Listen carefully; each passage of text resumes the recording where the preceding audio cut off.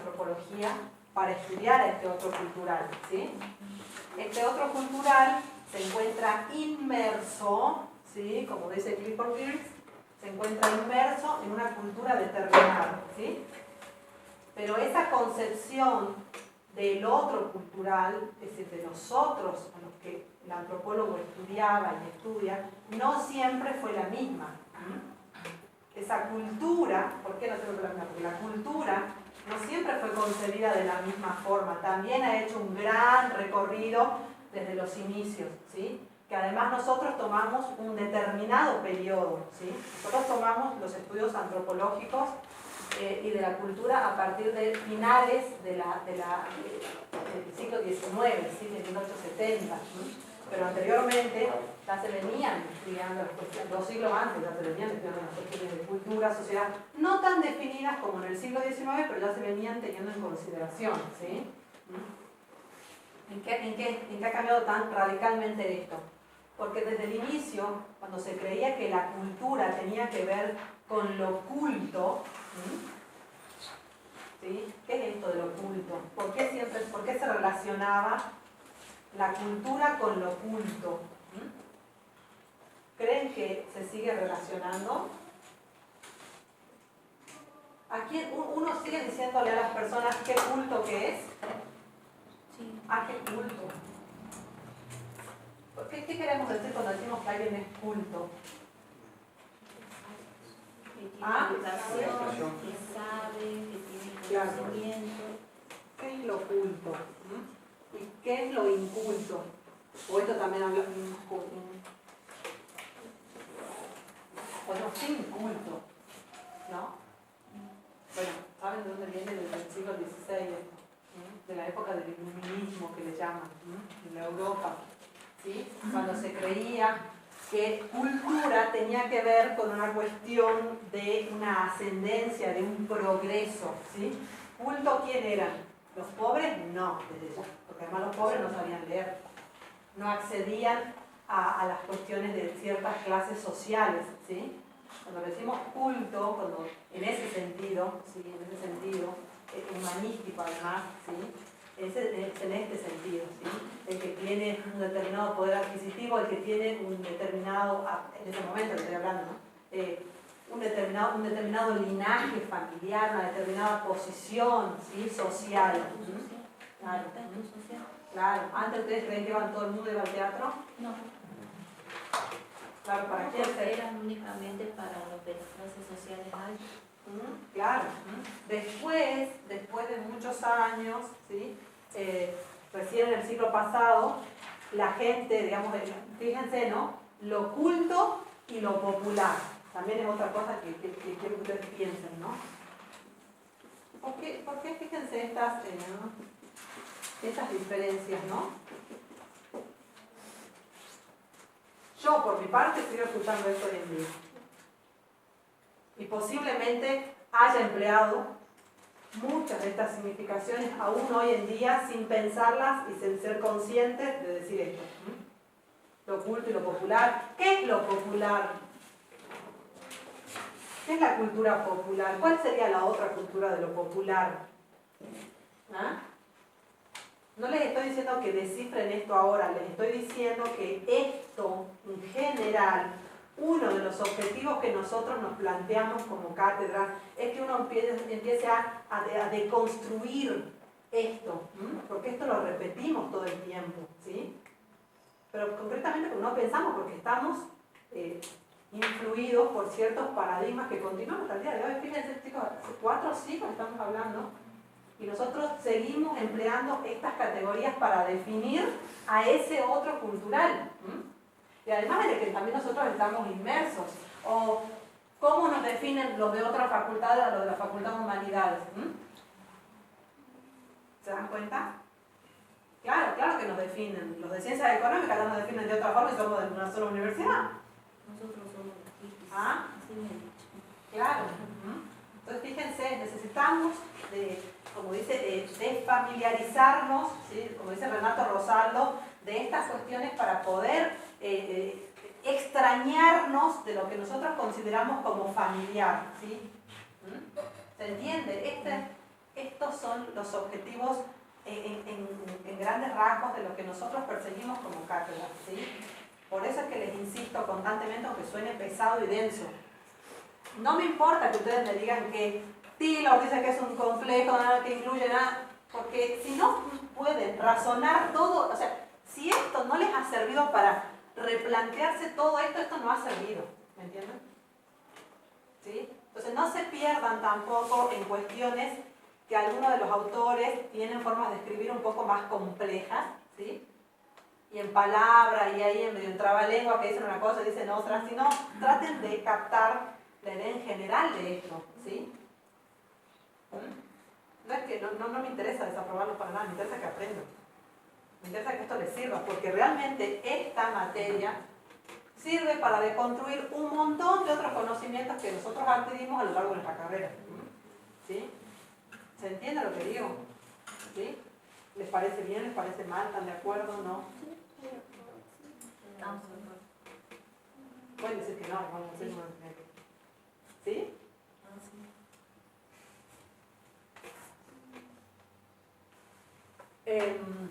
¿Qué más? La cuestión de que dice Renato Rosaldo, de los nativos. ¿Quiénes son los nativos?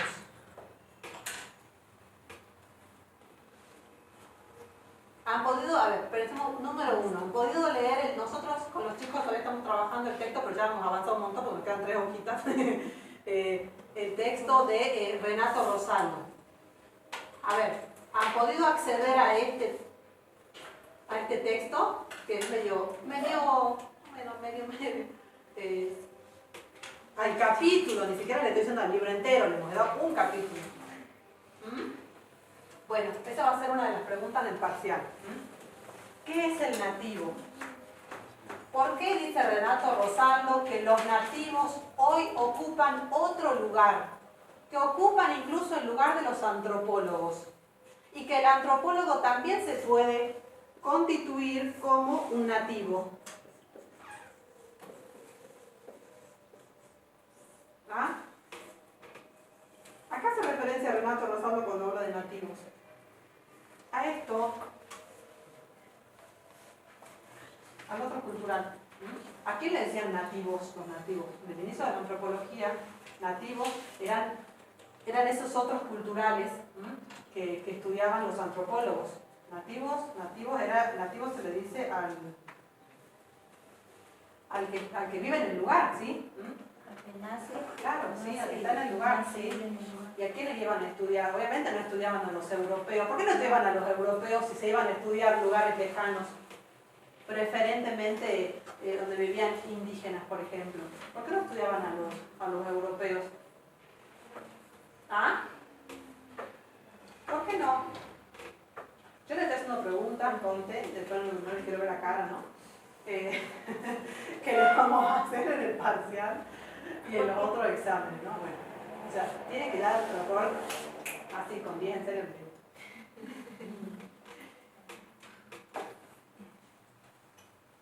¿Ah? ¿Por qué no? ¿Por qué los antropólogos iban a estudiar? Porque ya los habían estudiado a los europeos. Lo que pasa es que surgían ¿Quiénes los habían estudiado a los europeos? Ellos eran superiores, ellos eran los que estudiaban ¿Por qué? Con la colonización, porque en 1492 cuando ellos empiezan a hacer las colonizaciones de otras, América, Asia, necesitaban conocer necesitaban estudiar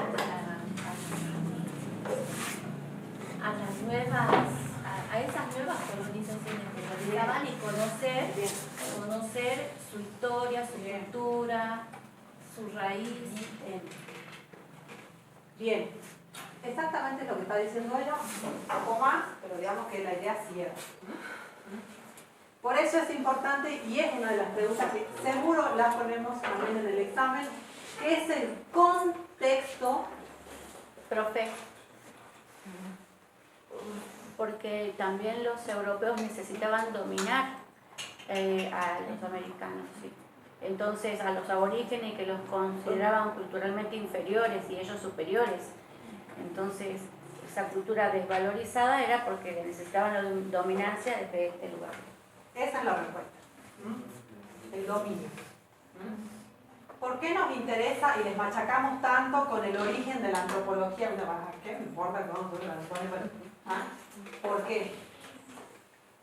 A mí me gusta la historia, pero digamos, no es que me interese machacarla y la existencia de ustedes, claro. Y para que nos preguntemos, ¿cuánto ha cambiado esto al día de hoy? Nada, porque siguen siendo lo mismo, porque tratan de dominar los nuevos colectivos culturales que hay. Claro. Claro. Y acá cuando ustedes pongan esto, que tienen que poner el proceso, tienen que estudiar esto, el proceso de colonización. Justamente por esto que nos está diciendo la compañera, dominio. ¿Se entiende? Es una mezcolanza, pero no es una mezcolanza así como si no se puede estudiar, porque es como un cuento. Una historia. Por eso les digo, no se hagan, no se queden como que es súper difícil y complicado, porque no lo es realmente. ¿Sí? Porque todo tiene relación. La forma, ¿de dónde viene el capitalismo? ¿De dónde viene la globalización? Esas palabras que escuchamos hoy en día. ¿De acá? De la colonización independiente. ¿Sí? Entonces cuando el profesor, el doctor Jerez, le pregunte en el examen final, ¿sí? ¿Qué es esto? ¿De dónde viene? Usted va a tener que responder esto. De esos periodos de expansión, ¿sí? De los estados imperialistas en los otros, para dominar y para estudiar quiénes, a esos nativos, ¿sí? ¿Por qué dicen que la antropología es hija del colonialismo?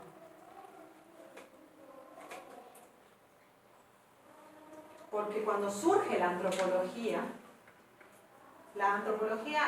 realmente cuando surge para servir a los fines no de la expansión, de la reafirmación de esas colonias, ¿sí?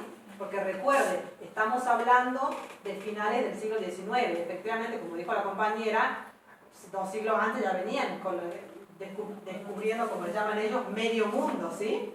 Ya venían colonizando medio mundo, ¿sí? Lo que pasa es que iban cambiando tanto las poblaciones y las culturas en las que ellos necesitaban reafirmar esos dominios, ¿sí? Entonces toman a la antropología. La antropología surge en ese contexto.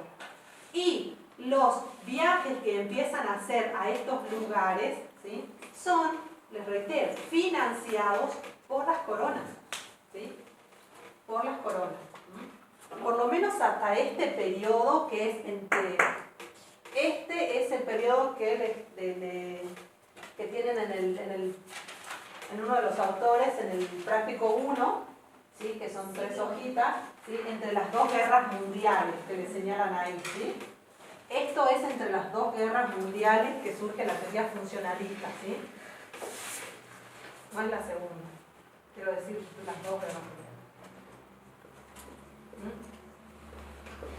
Porque Clifford Geertz ya vendría después también en la corriente y en la línea de la que habla Renato Rosaldo, ¿sí? En la que dice que nosotros lo estuvimos viendo hoy con ellos, que la antropología cambia tanto que las cuestiones metodológicas surgen desde el mismo seno, las críticas que tiene la antropología, es decir, el cambio que hace la antropología para salir justamente de esto, ¿sí? Lo hace desde adentro, ¿sí? Los antropólogos se dan cuenta que ellos no podían seguir primero manteniendo esto y en segundo lugar, tengan en cuenta, a ver, posiciónense, imagínense, el mundo, ¿sí? Antes de las guerras mundiales tenía colonias, ¿sí? Hoy en día se mantienen algunas, tenían colonias, tenían imperios, ¿sí? Pero después de estas 2 guerras mundiales se producen tantos cambios en el mundo que estos nativos que ellos llamaban empiezan a rebelarse, empiezan a independizarse, ¿sí?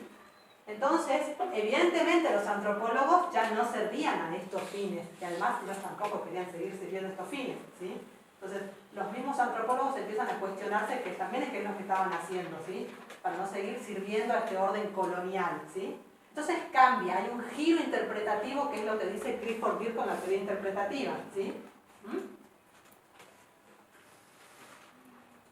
Edward Taylor, que es uno de los primeros antropólogos, me refiero a cuando la antropología es considerada y surge como ciencia académica, ¿sí?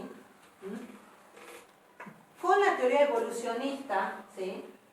Él dice que la cultura es un entre otras cosas, es un complejo, un todo complejo, que incluye, dice, creencias, valores, educación, conocimiento, etcétera, bueno, nombra un montón de cosas, que adquiere el hombre como ser en sociedad, dice él, ¿sí? Él contrapone lo que es la naturaleza pura, bruta, con lo que es la cultura, ¿sí? Todo lo que hace el hombre como ser en sociedad es cultura, ¿sí? Ahora hay un tema con la teoría evolucionista. La teoría evolucionista, como el mismo nombre lo indica, que además tiene sus raíces en la teoría de Charles Darwin, ¿lo escuchamos? ¿Sí? En el que hay una línea evolutiva, ¿sí? Entonces, en esa cultura, no todos tienen cultura, ¿sí? El tema es que acá está la cuestión acá. Porque ¿quiénes son los que viven en sociedad? Porque para él hay una línea, ¿sí? Una línea, ¿sí? En el que hay salvajes, hay primitivos, y civilización. ¿Sí? Bárbaro, ¿qué dice? Ay, perdón. Salvajismo, barbarie. Bueno, lo mismo, en realidad quería decir lo mismo con primitivo. ¿Qué pasaba con esa línea? Esto no cambiaba para él. Él dice, todas las sociedades son iguales, dice Taylor, los evolucionistas, ¿sí?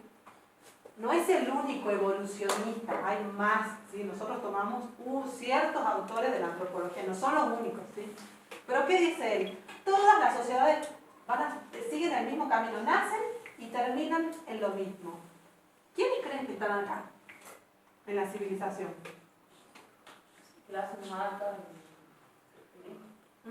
Los europeos. ¿Quiénes eran? Los europeos. ¿Quiénes estaban acá? Estos. Por eso que ellos no se estudian a sí mismos, porque para ellos parece que no tienen problemas. Y todo cómo van a tener problemas si ellos eran sumamente etnocéntricos, que es otro, que ya hemos visto también ese concepto, Los europeos, los antropólogos de ese momento eran sumamente etnocéntricos. Todo lo medían desde los zapatos de Europa, todo. Entonces no tenía sentido cuestionarse ni preocuparse por estudiarse a sí mismos, porque eran perfectos, ¿sí? Creen que lo siguen siendo, ¿no? ¿Quiénes estaban acá? Las sociedades nómadas, los que eran los que cazaban, los que recolectaban, los que se trasladaban de un lugar a otro. Ellos medían esto, ¿sí? A partir de las religiones, ¿sí? ¿Quiénes eran estos? Los civilizados, los europeos, los que eran monoteístas, los que creían en un solo Dios y en el Dios occidental, además, por supuesto, ¿sí? Los que creían en varios dioses, bueno, son salvajes, son primitivos, son de mentes más débiles, más simples, ¿sí? Esto siempre va de lo simple a lo complejo. ¿Quiénes eran las sociedades complejas? Los europeos, ¿sí? Porque decían las sociedades indígenas y primitivas y salvajes, además lo nombraban, decían, son simples, no son complejos. Fíjense el grado de etnocentrismo, de exclusión, de racismo, digamos, para considerar que una sociedad, por ejemplo, porque se traslada de un lugar a otro, porque es recolector, porque es agricultor, no es una sociedad compleja. ¿Se entiende lo que estoy diciendo? ¿Ah? Y acá, hay un concepto que me interesa que lo piensen. ¿Qué es esto? Porque ellos, ese otro cultural, era el extraño. Por eso a mí me interesaba estudiar a los primitivos, a los salvajes, a los nativos. Son los extraños, son los que a los ojos de los antropólogos europeos y norteamericanos también resultaban ser los extraños. ¿Sí? Ahora, quiero que piensen en este concepto, pero en el siglo de hoy. Quiero que piensen en la actividad que vamos a hacer enseguida. ¿Sí? Ahora, este concepto es muy importante. ¿Sí? ¿Quiénes son los extraños? ¿Quiénes son los diferentes? Los que son dignos de estudio al día de hoy. Si antes estudiaban esos, ¿qué pasa hoy con estas categorías conceptuales? ¿Qué tanto ha cambiado esto? ¿Quiénes son los diversos? Los diferentes. ¿Qué es lo normal? ¿Qué es lo anormal acá? ¿Sí? ¿Me siguen el hilo? ¿Sí? ¿O ya sé?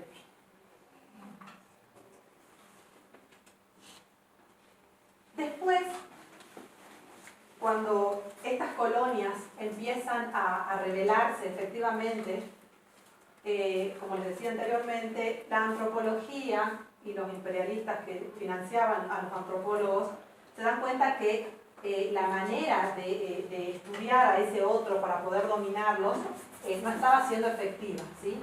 Además, aquí no existía todavía el trabajo de campo como sí existe acá, porque acá es cuando surge realmente el trabajo de campo, como lo conocemos hoy, obviamente con sus variantes, pero, ¿sí?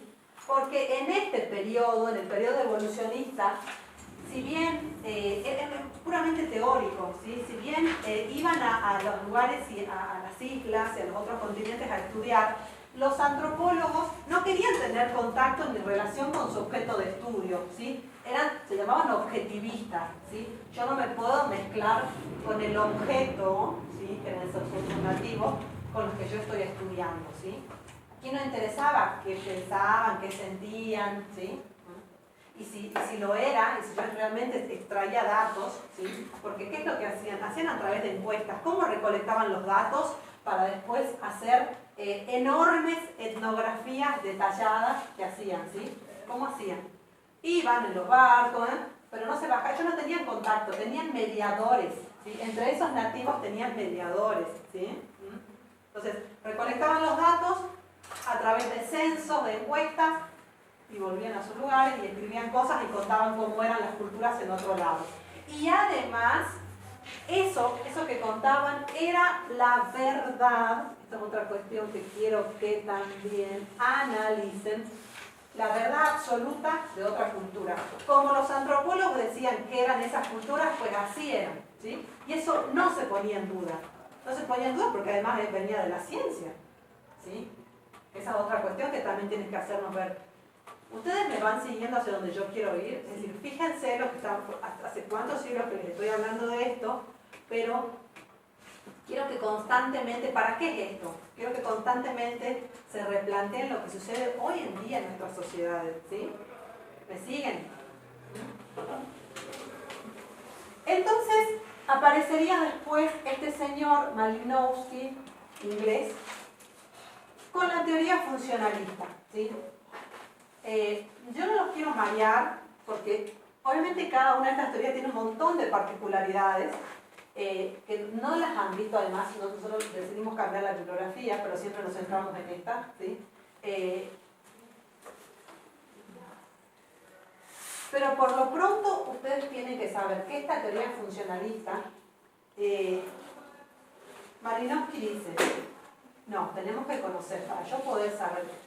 Primero para poder, obviamente esto no lo decían a vivas voces, sí, pero lo que necesitaban es seguir reafirmando, si no es que lo querían conocer por conocer, sino conocer para dominar, ¿sí? Entonces, ¿qué hacen? Inventa el trabajo de campo, realmente inventa el trabajo de campo, ¿sí? ¿Que consta de qué? Dicen, no puedo conocer si no me mezclo, dice, tengo que aprender qué es lo que comen, su lengua, cómo se visten, ¿sí? Si no, no voy a poder nunca conocer, no puedo describir cómo es una cultura desde lejos, dice Malinowski. Entonces, él emprende un viaje de meses, además porque estaba exiliado entre las dos guerras mundiales y por toda la cuestión de las guerras. Él se escapa, le financian un viaje y pasa meses en una de las islas estudiando a los nativos de ese lugar, ¿sí? Y por supuesto ahí sería como un quiebre metodológico e histórico en la antropología, porque no solo porque se mete el trabajo de campo, sino porque también la mirada del otro también cambia, ¿sí? ¿Me siguen? Cuando yo digo que esta mirada del otro cultural va cambiando, ¿sí? Es por esto que les estoy diciendo. Sigan la historia de la antropología y cómo van mirando esto que les digo, cómo van cambiando los nativos, qué pasa entre las guerras, por qué se van revelando. Eso va cambiando, ellos van entendiendo otra cosa. Ya no creían que la cultura era solamente esto, ¿sí? O que el otro era solamente esto, ¿sí? Si bien hasta acá estos dos autores estaban sobre el paradigma positivista de la ciencia, así que era exactamente lo mismo, cambian la metodología y la mirada sobre el otro, ¿sí? Él dice que la cultura es una herramienta para satisfacer necesidades, ¿sí? Porque todos tenemos necesidades básicas, ¿sí? Como ser alimentación, como ser, no sé lo que quieran, nutrición, abrigo, cariño, protección, ¿sí? Ahora, la forma en cómo satisfacemos esas necesidades tiene que ver con las necesidades derivadas, ¿sí?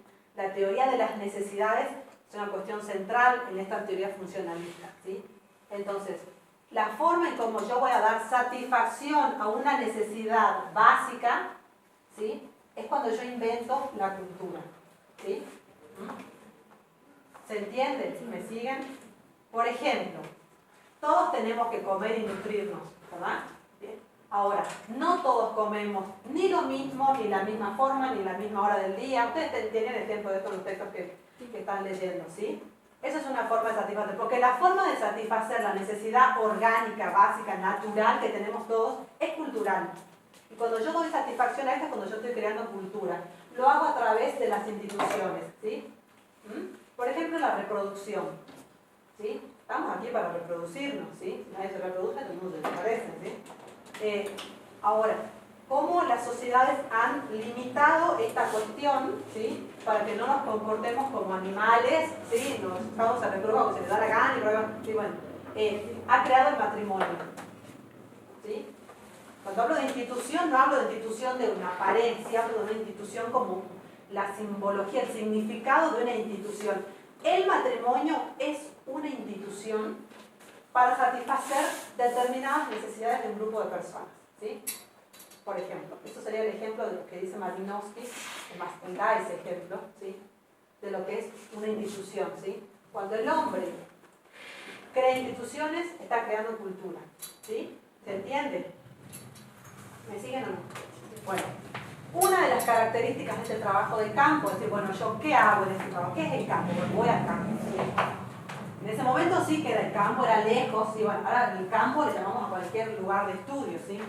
Bien, entonces él que inventa las técnicas de recolección de datos de ese trabajo metodológico, ¿sí? Entonces, la observación participante, las entrevistas, todas esas cosas que ustedes conocen ya, ¿sí? Que obviamente al día de hoy se han también inventado otras cuestiones y ha variado también. No es lo mismo el trabajo de campo en ese momento que lo que hace el antropólogo hoy, porque en ese momento no se entendía la etnografía como la entendemos hoy.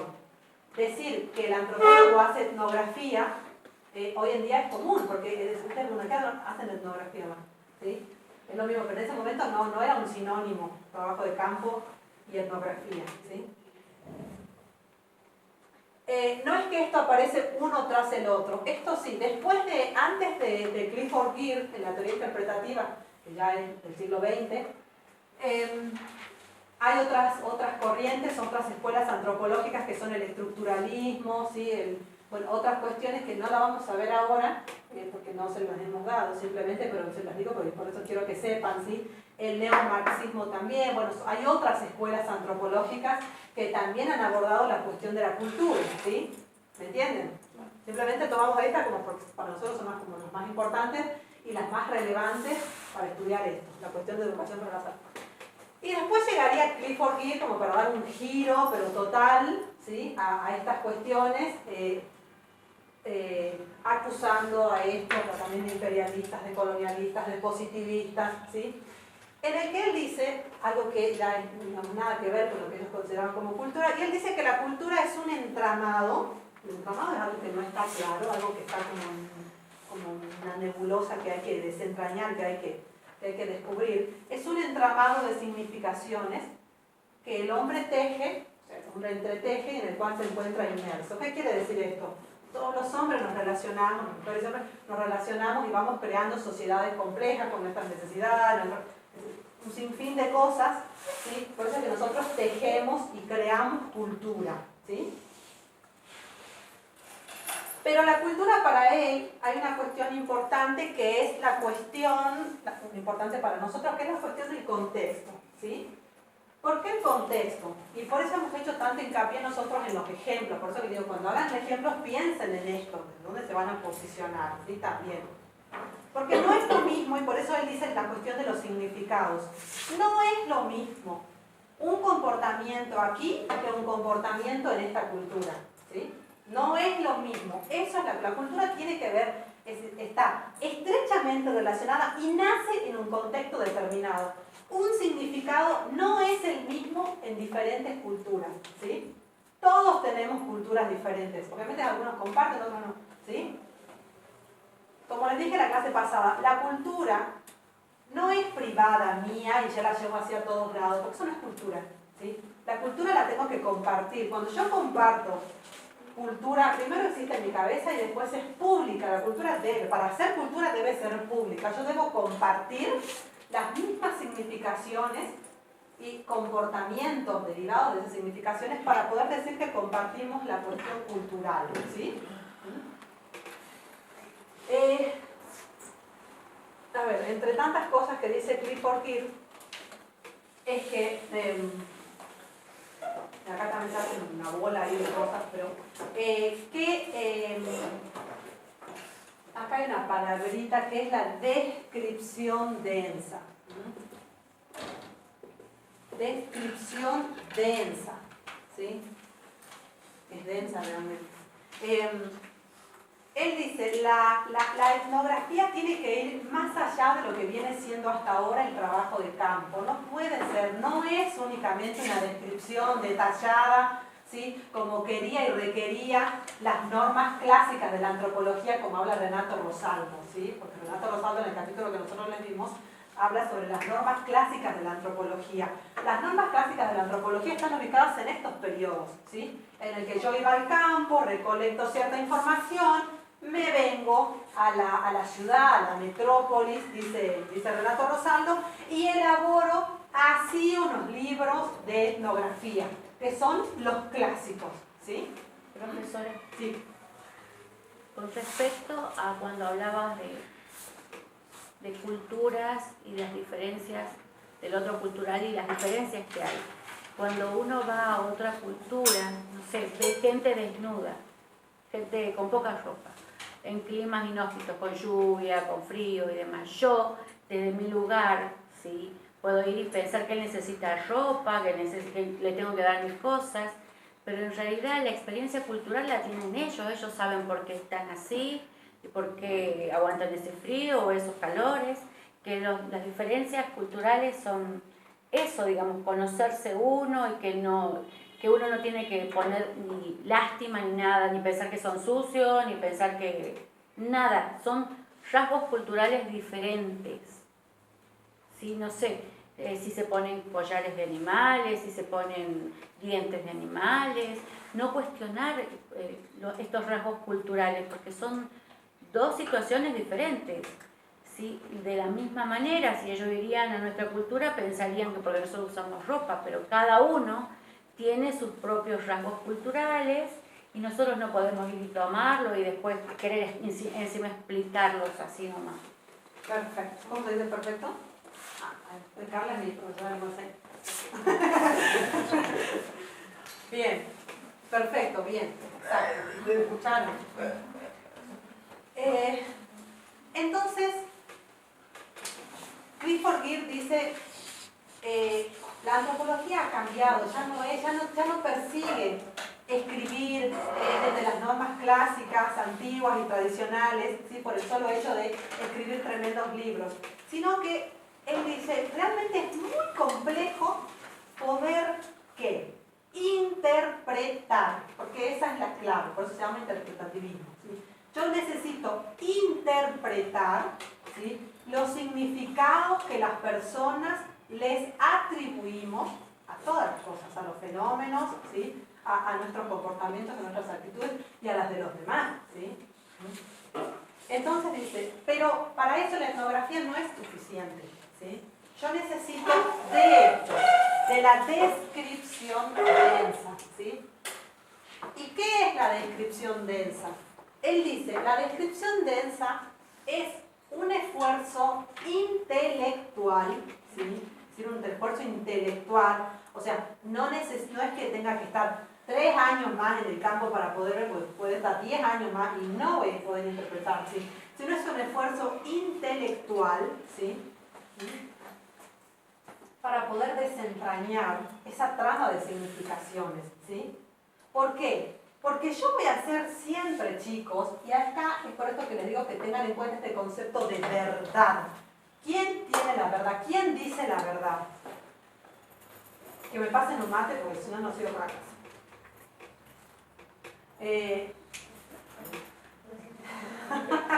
Hago un paro acá.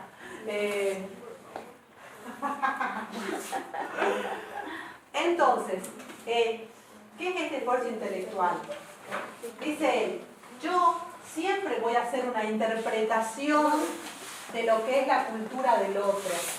Y cuando yo le vaya a preguntar a ese nativo, digamos, por decir que esa persona que vive ahí en esa cultura, él también me va a hacer una interpretación.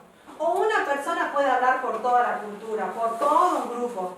No, ¿sí? Como yo les dije, en la propia familia hay fronteras, hay límites, como los habla Renato Rosaldo, que nosotros no nos ponemos a estudiar y a pensarlo realmente como una cultura determinada de la familia. En la familia no todos tienen la misma edad, no todos tienen los mismos intereses, los mismos gustos, los mismos sentimientos, ¿sí? Entonces imagínense de complejo que es. Y piensen como educadores para la salud, ya como yo les decía, la cuestión de la salud y la enfermedad, ese proceso tan complejo, cuando yo voy a interpretar lo que para el otro es su cuerpo, su salud, su enfermedad, ¿sí? Entonces, todo lo que les estoy diciendo, tienen que aplicarlo, además de estudiarse todo esto así de castigo, como la frutilla encima del pero sé que es complicado, tienen que aplicarlo a la educación para la salud, ¿entienden? Entonces, claro, porque si no tiene sentido, porque mejor estamos en educación para la salud, no hay nuestro colectivo. Entonces, esto necesitamos pensarlo en salud y en enfermedad. Por eso él dice, yo realmente hago un esfuerzo intelectual, para eso me posiciono desde las teorías, estudio demasiado, me esfuerzo realmente para poder hacer esto, porque siempre voy además a hacer interpretaciones de interpretaciones. Dice Clifford Geertz que la sociedad y las culturas son como un texto, ¿sí? Él se habla con 50.000 metáforas. Hay que ir leyendo de página en página. Cuando uno lee un libro y lo lees la primera vez, y bueno, entendés la idea general, ¿sí? ¿Sí? Ahora, cuando vos lo volvés a leer y lo volvés a leer, empezás a entender sobre líneas, lo que quería decir el autor, empezás a comprender. Bueno, por eso él dice que la sociedad es como un texto, que tengo que estudiarla y leerla como un texto, ¿sí? Y después aparecen los neomarxistas, ¿sí? Neo, ¿por qué? Porque vienen después, digamos, son derivados de la corriente, de cualquier corriente, que eso es neo, digamos. Ahora, estos serían derivados de la corriente marxista, ¿sí? Que no es que... Yo quería ver la descripción de esa que decía que eso de que la gente nos dice una cosa, pero muchas veces no es lo que hace. Claro, exacto, ¿sí? Esto de que, claro, esto que dice Carla, porque ¿qué es interpretar los significados? ¿Por qué es tan complejo interpretar los significados? Dice Clifford Geertz. Bueno, porque cuando yo voy a la sociedad, tengo realmente que ver que si la gente dice, si la gente hace lo que dice que hace, ¿sí? Y estamos incluidos todos, por supuesto, ¿no? Porque me parece, yo digo que pienso tal cosa, pero en la práctica no hago lo que pienso, ¿sí? O por lo menos lo que hablo en el discurso, ¿sí? Por eso también es importante estudiar los discursos y un montón de cosas, lo que la gente nos dice, porque lo que hace es otra cosa, muchas problemas mayoría de las veces, ¿sí? Bien, entonces, uno de los que tomamos nosotros, que es García Cancrini, que es el único que creo que todavía está vivo de todos los que venimos hablando, ¿sí? Este es un antropólogo argentino que vive en México. La teoría marxista, ¿sí? Realmente no la vamos a ver acá porque ya, no es que no tenga nada que ver, pero no viene al caso. Nunca se preocupó por estudiar la cultura, sino veía la cultura derivada de la economía y de los medios de producción, si no tiene nada que ver.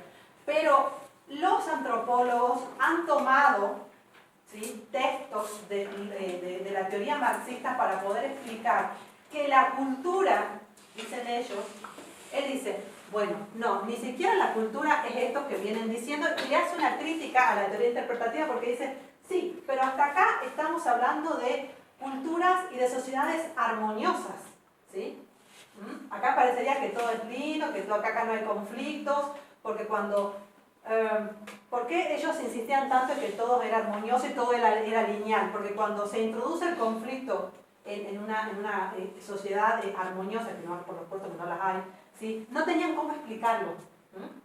No podían explicar por qué se daba eso, ¿sí? Decían, bueno, es un acontecimiento inesperado.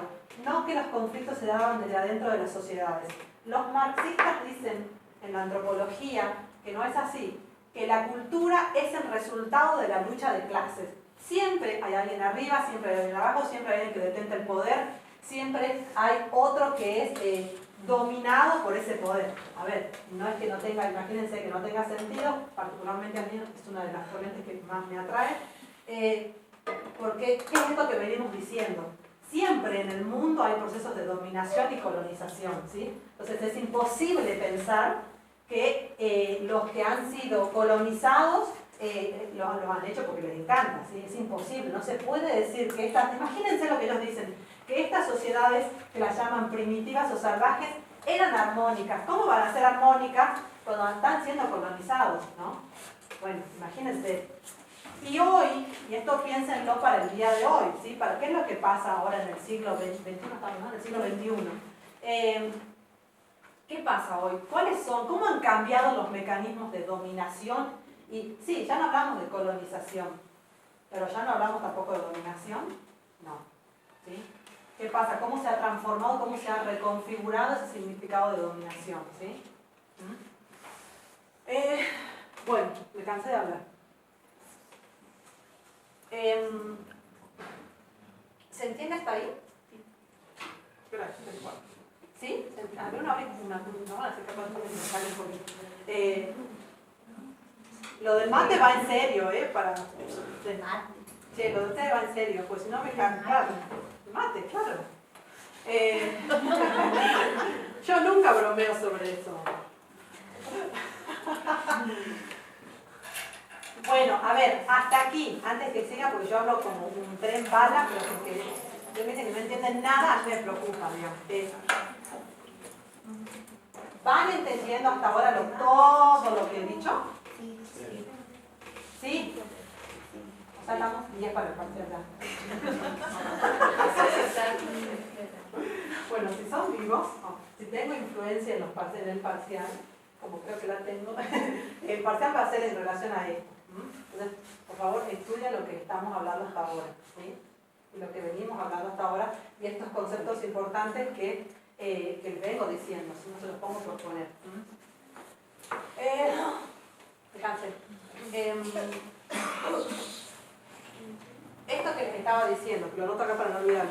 Digo, ¿por qué los nativos? ¿Por qué dice Renato? Renato Rosaldo también es de la línea, digamos que vendría ya después, él sí está vivo, Renato Rosaldo es otro de los autores que hemos visto, digamos que vendría después de la línea interpretativa, pero ya él se desvía a una cuestión más hermenéutica, en la que también recibe, pero numerosas críticas de parte de otros antropólogos, no está mal ni bien, simplemente que dentro de una ciencia también hay diferentes oposiciones, ¿sí?, y diversidad de posiciones, ¿sí?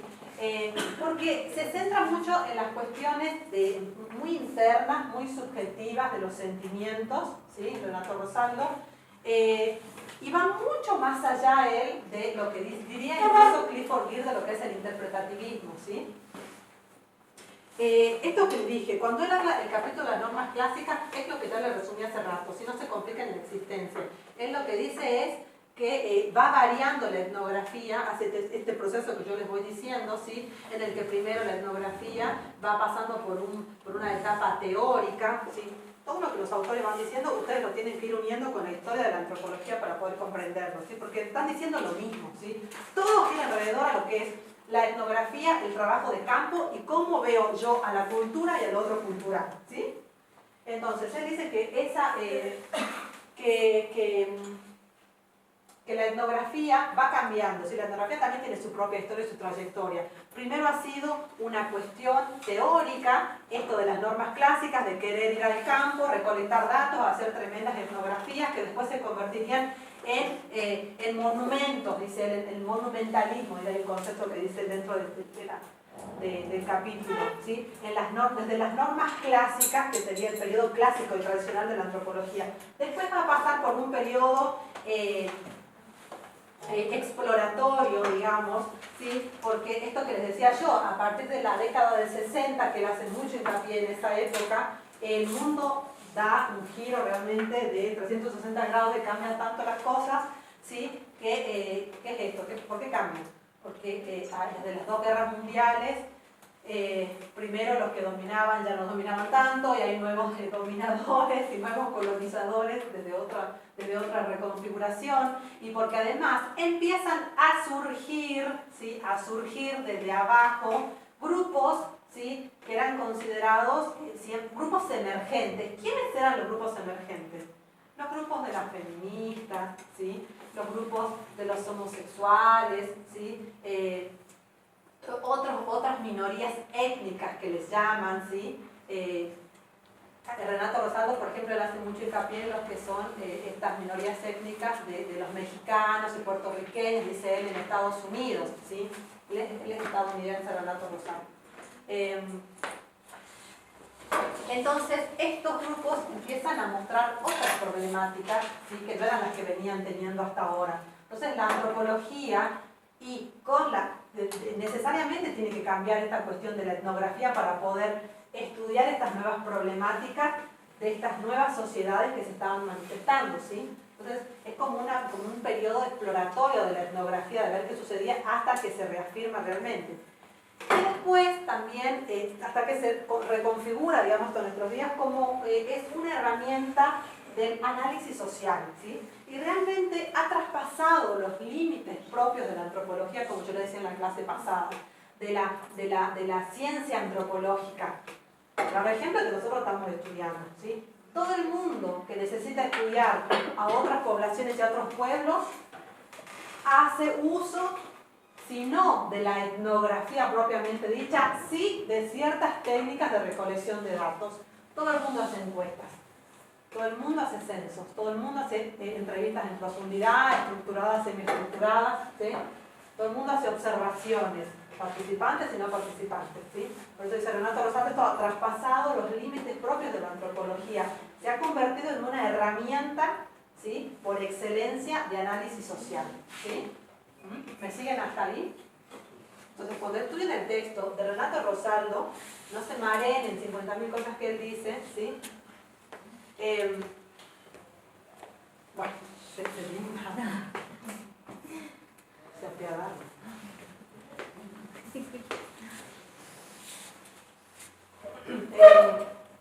Entonces, esto es lo de las normas clásicas de la antropología. Él no en este capítulo, pero en otro, en otro capítulo de este libro de Cultura y Verdad, él cuenta una historia, que no es un cuento, sino cuenta una historia, cuando él va a una de las islas, que es cuando él muere su esposa, ¿sí? Michelle Rosaldo, él la nombra ahí, por eso se los cuento, digamos, porque él nombra este episodio, que él dice que a partir de la muerte de su esposa, él realmente puede llegar a comprender cómo es el comportamiento de otras sociedades y de otras culturas. ¿Por qué?